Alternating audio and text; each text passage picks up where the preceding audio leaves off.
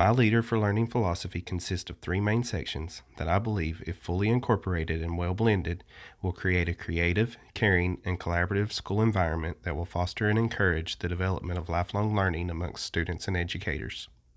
The three main areas I intend to focus on when I become an administrator are student-centered learning, growth mindset, and collaboration. As Casey Bell states in her book, Shake Up Learning, long gone are the days of the teachers being gatekeepers of knowledge. No longer are the teachers the central controlling force in the classroom. With so many sources attainable and access to these sources so readily available to students through technology in the classroom, teachers should be more of a guide to learning, allowing their students to control their own learning. Teachers should engage students by allowing them to complete assignments in ways that will better interest them in the classroom. By making presentations more interactive and having students participate in alternative style assessments, the students will be more active and in control of their learning. A major aspect of the student-centered portion of my philosophy is the impact of caring for students. As you will see in the forthcoming video, a moment of caring can make a very important impact on every student. As a kid, I mastered the art of getting kicked out of foster homes. And the fact of the matter is I trusted no one. And looking back, I guess how could I? From the time my parents left me, to the time another foster kid raped me, to the time I was bullied so bad, I tried to kill myself with a bottle of pills.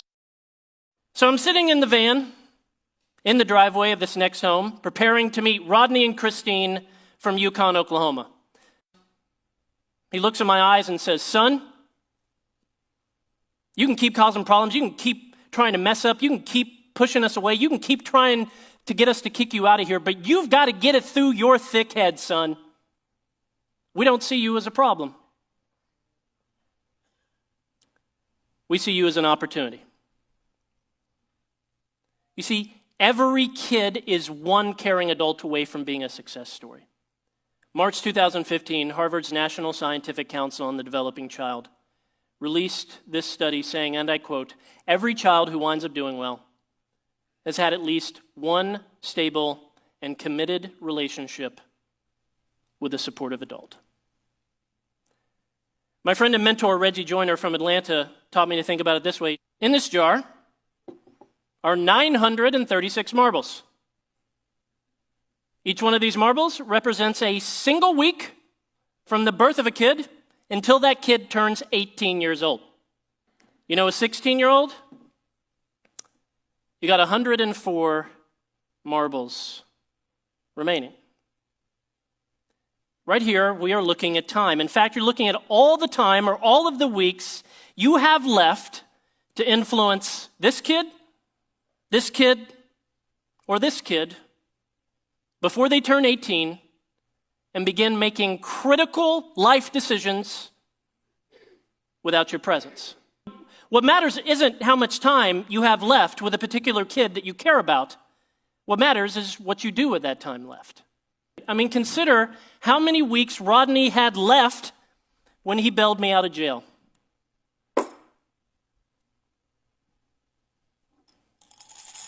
26. I was 6 months away from graduating high school. 26 weeks to get through my thick head, my bitterness, my anger, my distrust of adults, to get me to finally accept that. It's not about how much time you have left with that kid you're thinking of.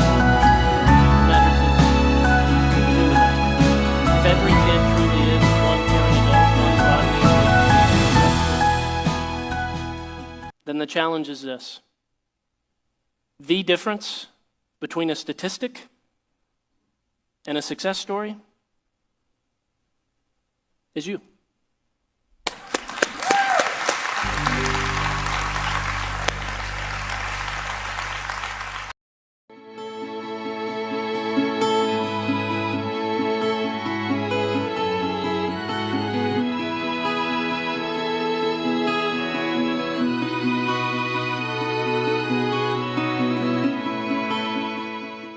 George Couros says the growth mindset is crucial in one's openness to learning. It is essential to develop a desire and passion for learning in our students. Students today need to have the ability and want to continue to improve throughout their entire lives. By focusing on the profile of Virginia graduate and promoting the teaching of the 5 C's, students will be better prepared to face the 21st century. You remember what it was like in school. It was boring. You sat in class, memorized as much as you could, and tried to pass a test at the end. But is that good enough? These days, school can be more interesting and effective by focusing students on work that matters. This is project-based learning explained. Most adults live in a world of projects. Whether it's a job assignment, home improvement, or planning a wedding, we need to actively solve problems. But unfortunately, schoolwork looks more like this than this. Let's take a look at this project-based world. Meet Claire. She was recently presented with a challenge. Her company, Super Suds, makes soap, and it was up to her to find the most earth-friendly way to produce it in the future. Her boss gave her a budget and a few requirements, and it was up to her to come up with a solution. She organized and managed a team who researched the options and created materials summarizing the issues. Claire's team asked for feedback and presented their findings to the boss. Claire came out of the project looking like a rock star, and she learned a lot about green products.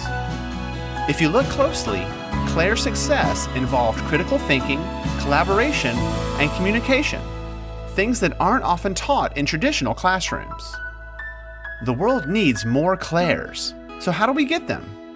The answer is project-based learning, or PBL. By focusing students on a project, teachers put them on a path that deepens their knowledge and builds skills they'll need in the future. Here's what I mean. Mr. Simmons has always been a good science teacher, and his students do well on Friday's tests. Unfortunately, what they learned was gone by Saturday morning. That wasn't good enough for him. Soon he learned about project-based learning and decided to give it a shot. Mr. Simmons got the idea for his first project on microorganisms when nearly half of his students were suddenly absent with the flu. He asked his students why they thought so many of their classmates got sick at the same time. That lively discussion produced a lot of good questions and a list of things the kids wanted to know. Mr. Simmons then announced their project was to help elementary school kids understand, how can we not get sick?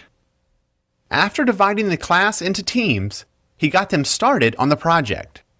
It was up to the students to ask questions, research, collaborate, give each other feedback, and figure out the best ways to make their points clear to children. One team chose to make an educational video on the connection between hand washing and avoiding the flu. Another chose to create posters to show how viruses spread. The project teams showed off their final work to an enthusiastic audience of parents and their children at a nearby elementary school. Sitting in the front row was our good friend and local rock star Claire, who saw a bit of herself in the students. It was clear that the project was a success for the students, the audience, and Mr. Simmons. His students practiced critical thinking, collaboration, and communication. The project wasn't about memorization, but learning in depth about viruses and how to prevent spreading disease, a lesson they will never forget.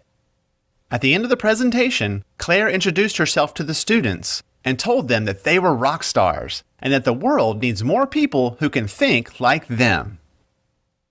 To learn more about project-based learning, go to BIE.org. Students and teachers will better develop a growth mindset through collaboration. Having teachers being involved in professional learning communities and providing meaningful professional development will help encourage a nurturing environment for learning and collaboration. According to DeFore and Marzano in Leaders of Learning, creating the conditions to help others succeed is one of the highest duties of a leader. Creating professional learning communities for your teachers and encouraging continuous growth from your students is necessary to have a successful school. Using open communication inside and outside of the school is vital to this success. Using tools like vertical alignment between grade levels and promoting community involvement will help create successful conditions.